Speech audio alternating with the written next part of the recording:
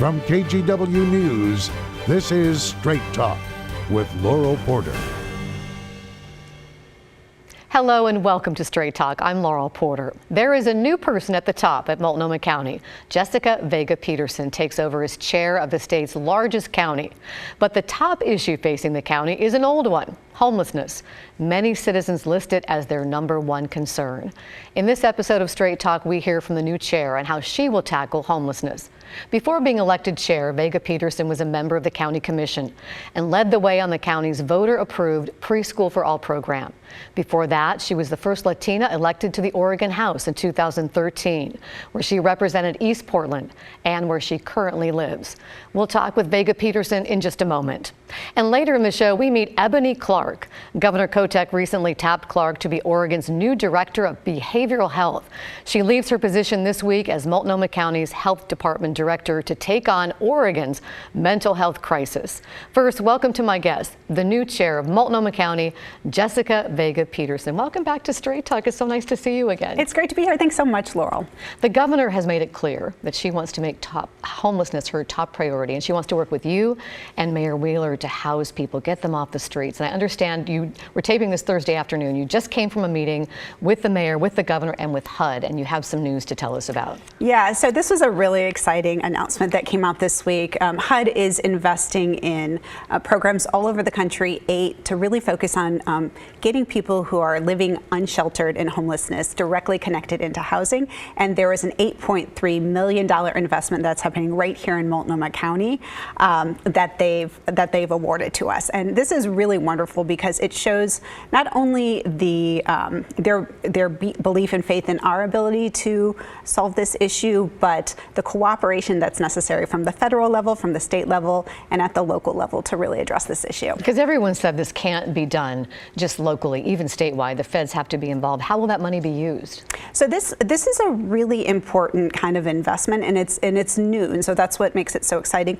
It's about connecting people who are currently living unsheltered into permanent supportive housing. So not just putting a roof over their head, but making sure that they are connected to the supports they need if they're dealing with behavioral health issues, addiction issues, and it's doing it in a way that targets culturally responsive care. So really focusing on, in this case, Native American, Alaskan Native communities, as well as LGBTQIA2S+ communities. So a very targeted investment that ties together housing and services. And you recently went to Seattle to see what they're doing around homelessness, to get some ideas. And you came back with an idea, I understand, you want to implement in Multnomah County. Tell us about that and how it will work. Yeah, and I have to say, one of the best things that's happened, even ever since Election Day, has been the cooperation and the commitment to working together that has been happening from me and my team, but also with the City of Portland, the mayor and his team, and with Governor Kotek and her team. And so we've had conversations since day one about what we're going to be doing together to address this issue.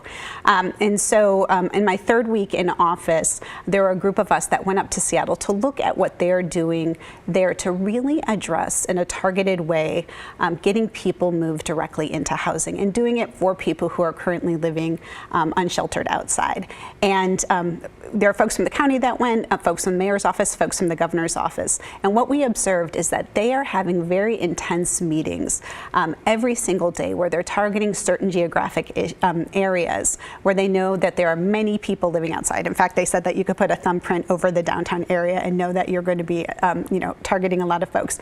And they are doing work every day to move those people into housing, get them the assistance that they need. Maybe it's help with an ID. And they have the people doing the direct outreach there. They also have teams that are working with private landlords, with affordable housing units to get those connections made. And they really have a plan and a cooperation among the jurisdictions that once those people are moved into housing, then that site is going to stay clear. And that's the commitment that folks have to make. And this is really exciting, and I think it's something that we can definitely do here. And so you have a name for this plan? Yeah, so what I want to do is bring something very similar here, and we're calling it Housing Multnomah Now, because that's really what it's about. It's about getting people who are living outside, living unsheltered, directly into housing. And we're going to do this in a similar way by targeting an area in the central city. We're also looking to do it in East County within this next calendar year, where we will be focused on doing this direct in reach, coordinating resources across across jurisdictions by setting up a multi-agency collaborative group that would be doing this work, but really making those connections and have everybody working together to do this. And it's something that we know has been successful. It's something that we know is targeted. It's setting people up with not just the housing, but the services that they would need as well. And it's doing it in a way that I think supplements and complements the work that we're already doing with our shelters, with alternative shelters, even with the city's proposal around the urban campgrounds. So help us picture how this is going to work. Do you have a timeline and where you would start first? Yeah, well, we know that we're going to be looking both at where there's a higher concentration of people living outside so we can be effective in targeting an area. So we're imagining that the central city area will be one of them. We also know that this is an issue that we're seeing in East Portland and East County, so we're looking at those areas too.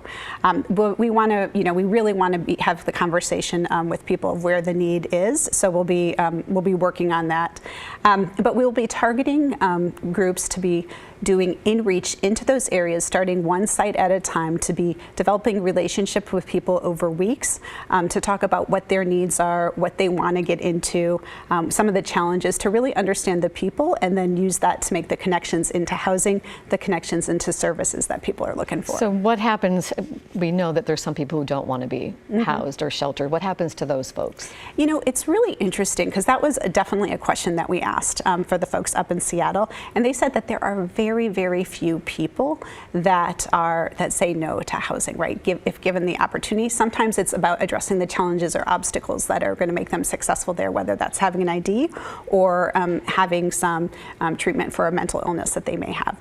So we're doing that, we would be doing that daily connection work of showing up day after day, week after week, and to be moving people into housing.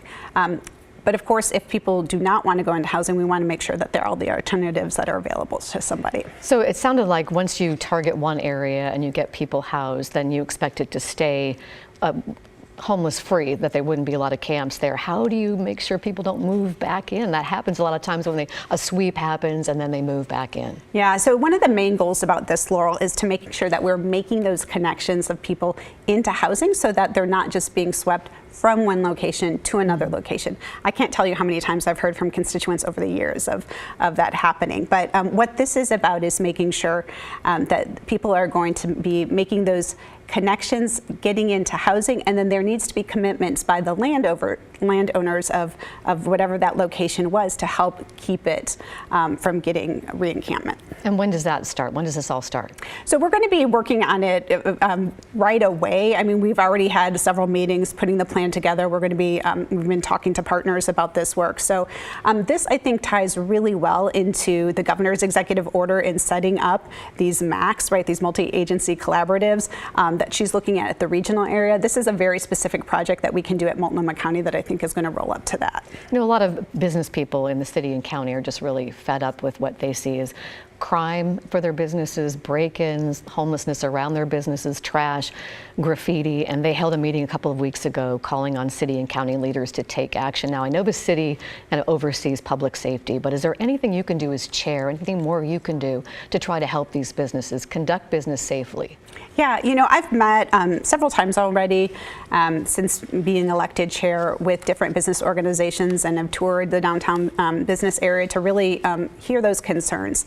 I think, the things that we can commit is to definitely a better working relationship between the city and the county in addressing these issues, in supporting the work that we're each doing to address these issues, and then really making it clear that we want to make sure that Portland, that Multnomah County is a place that people are happy to live in, have the resources to live and thrive here, whether they're housed and unhoused, and have a business here that's successful. So I think it's working closely with the city to make sure that the public safety issues are being addressed.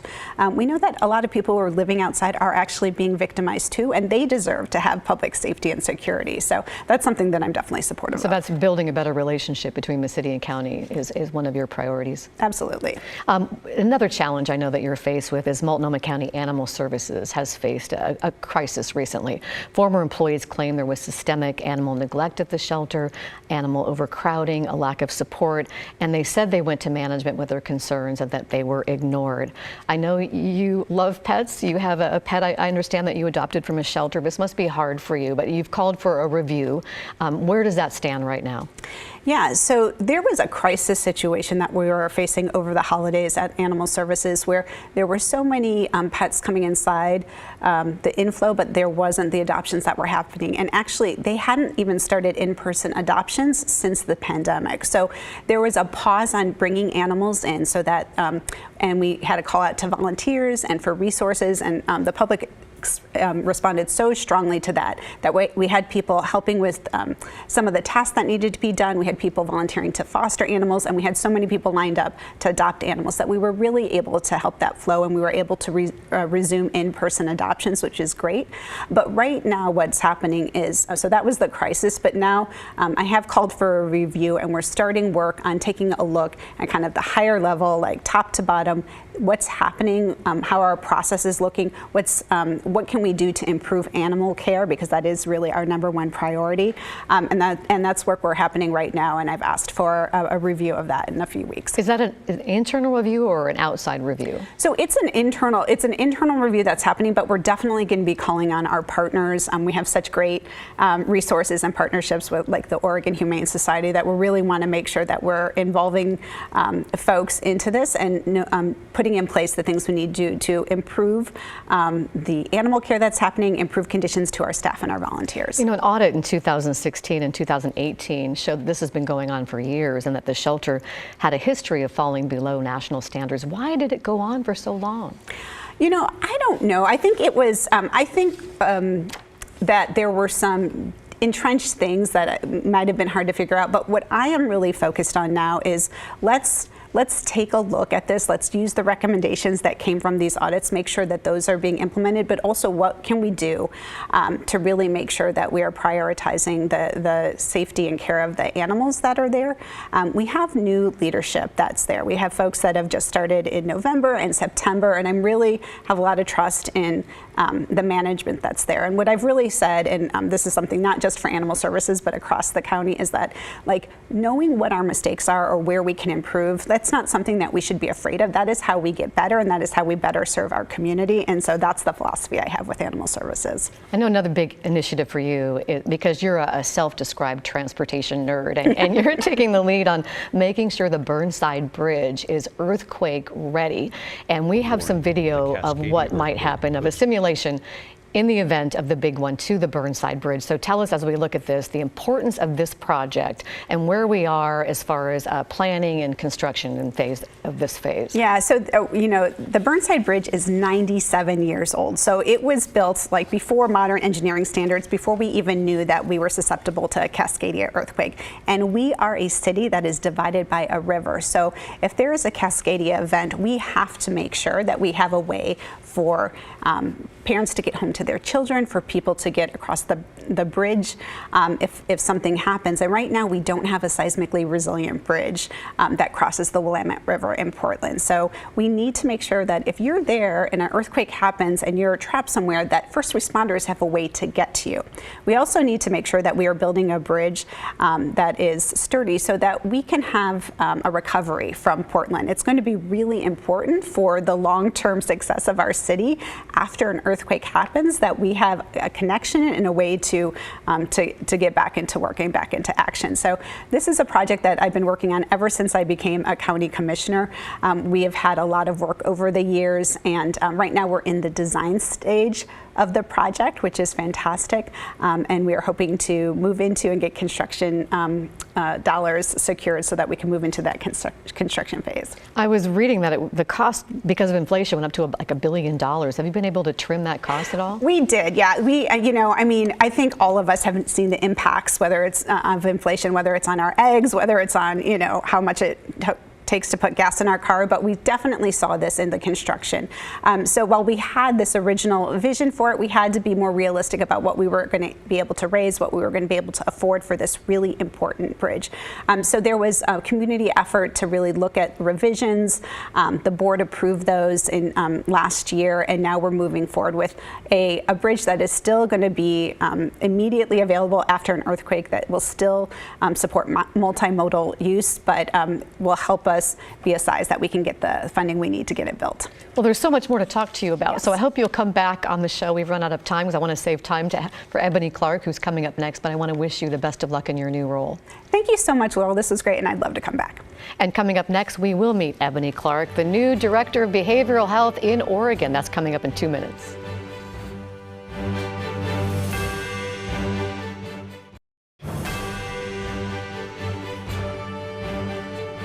Welcome back to Straight Talk. I'm Laurel Porter. Oregon has one of the highest addiction rates in the country. It's also ranked last in the nation when it comes to access to treatment and services. That combination has led in part to a behavioral health care crisis in the state. But now there's a new person at the helm, taking on the mental health care challenge in Oregon. Governor Tina Kotek appointed Ebony Clarke as the state's new behavioral health director. Clarke is leaving her position as the Multnomah County health director this week to take on the formidable task of, in her words, making Oregon a better place for all Oregonians. Welcome to my guest, the state's new behavioral health director, Ebony Clarke. Welcome back to Straight Talk. It's nice to have you here again. Thank you for having me. It's good to see you. It is no secret to you that this is a gigantic challenge. When the governor asked you to take this job, did you have any reservations about saying yes? You know, I think first and foremost, I was honored and I was humbled at the ask, just because what we understand is a lot of the issues that we're dealing with, from homelessness to incarceration to increased substance use and so much more. There's the direct through lines specific to behavioral health. So I was humbled. And in any position that I take, you know, I take a moment to pause and to think about, you know, what the task is at hand. And because of, you know, my background, both personally and professionally, I wanted to go ahead and jump in and see how I can help solve for the issues that we're all grappling with. And it's going to take a lot to turn this ship around. What's your first priority? You know, I think that it's, you know, being able to understand that we can't take these broad brush strategies. You can't take a cookie cutter approach in what we do. And, you know, we have to really think about and dissect the various issues that, you know, have kind of created this perfect storm that we're experiencing. And so, you know, some of the first things that I want to do is really get in and do an analysis of just where we're at in terms of, you know, the current investments, to understand the impact and the challenges. You know, I really want to make sure that we're really engaging consumers, our providers, our key stakeholders, and also hearing from the staff to understand, you know, all perspectives. But I think that, you know, we need to really look at the issues by category. And so I think of the issues specific to our crisis continuum, our substance use and co-occurring continuum. We need to think about, you know, specialty services specific to older adults, child and family, and everything in between. Also not losing sight of, you know, services for those who are just as involved, and specialty services for communities of color.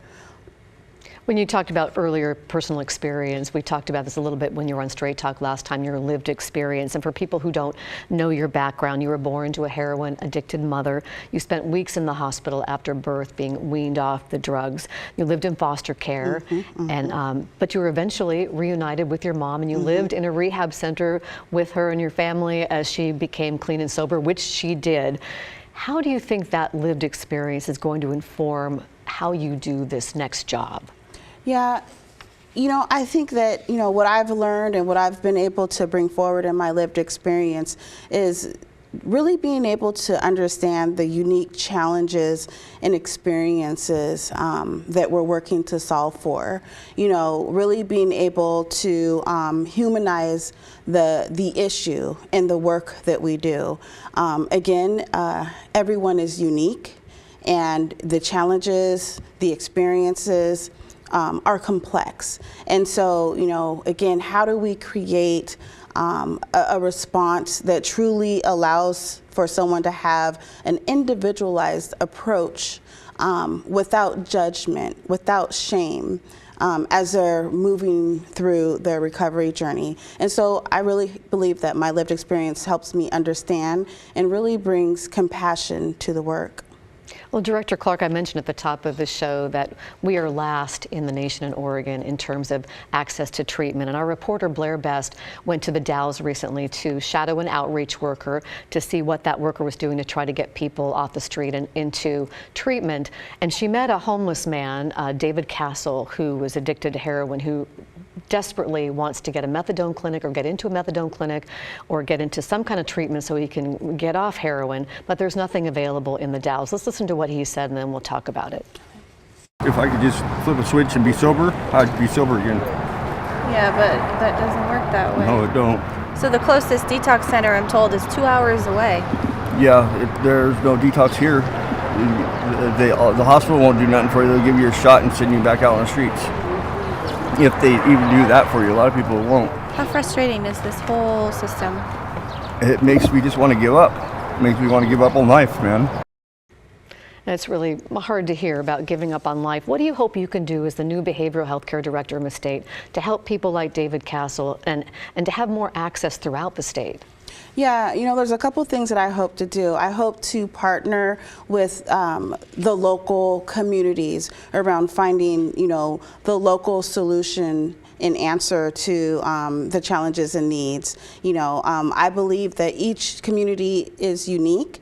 And while we're seeing the issues of substance use and overdose and suicide and so much more play out in the various communities, each community there's this uniqueness. So I hope to partner to find solutions. I also hope to really broaden the continuum of care. And so we have to think about, the full continuum. So in terms of what we just saw, it's important to think about, what are the services that we can bring on in terms of sobering, and so in the first 72 hours, when someone's ready to step into their path of recovery, how do we give them a place where they can safely begin their withdrawal? And so how do we have services so that someone can get sober and then go into withdrawal management? And again, doing it from a safe environment and, where they can have medical treatment if that's what's needed. But then we also need to think about then what's next and what's that next warm handoff, because an individual might need residential treatment, an individual might need higher levels of care such as inpatient, or some individuals might be stable enough to utilize some targeted outpatient services. And so we have to think about that full continuum and also not losing sight of the how critical it is to incorporate consumers and peers who have the same lived experience to help inspire and encourage someone to stick with their journey around recovery. So really wanting to increase access and capacity throughout the state of Oregon, because an individual shouldn't have to travel 2 to 4 hours to get their needs met. We only have about a minute left, but I want to ask you that something that exacerbates this healthcare crisis is the lack of behavioral healthcare workers. What ideas do you have to try to get people interested in going into this field? I believe that we have to incentivize the work. What I also know is that a lot of individuals that step into this field have their own lived experience, whether it's individual or for families. What we learned in the pandemic was that a lot of individuals also begin to better understand the importance of mental health services and behavioral health services. So I believe that we need to start getting into the schools, the high schools and the colleges to pique curiosity. We need to look at how do we come up with programs where we can assist paying for someone's education, and how do we pay a competitive wage so that folks can really live off of these salaries for this type of work. And I think that we have to continue to be innovative and creative. And so how do we start to really better incorporate consumers into the continuum of care? Well, Ebony Clarke, thank you so much for joining us here on Straight Talk, and I wish you the best of luck Thank you. in your new role. And thank you for watching and listening to our KGW Straight Talk podcast. You can find it wherever you get your podcast. Just search for KGW Straight Talk. And join us next week when we talk with Portland City Commissioner Dan Ryan about his new assignments at City Hall. We'll see you next week for Straight Talk.